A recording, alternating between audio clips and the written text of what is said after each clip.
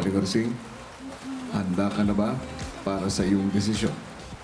Handang-handa na po ako. Pinili ko ang lalaking ito dahil game na game siya. Nag-i-enjoy siya.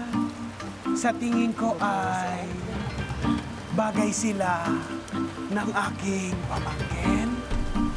At isa pa, sa tingin ko matutuwa tayong lahat para bukas.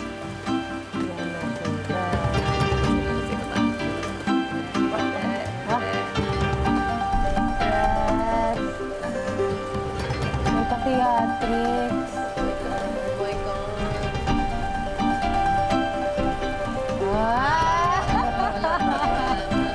Napili ko po, ang sasagip sa aking pamangkin bukas ay si... Jerome talaga yung panalo dyan.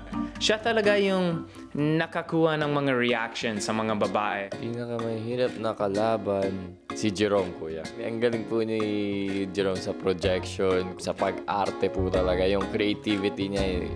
Pinaka naging mahirap na katunggali si Tanner talaga, kuya. Lahat ng mga task na binibigay sa amin ni Aling Ursing talagang binibigay niya lahat. Talagang todo bigay si Tanner. Si Tanner.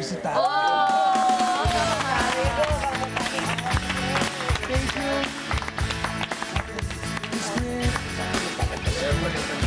Iniisip namin na si Tanner yung pinaka magiging mabigat naming kalaban kasi mukhang bagay na bagay din siya dun sa pamangkin ni Aling Ursing. Honestly, I didn't expect to win. I thought Jerome was going to win.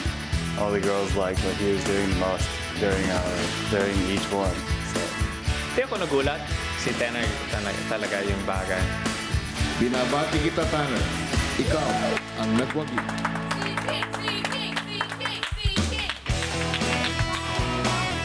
But I had no idea who I'd be saving.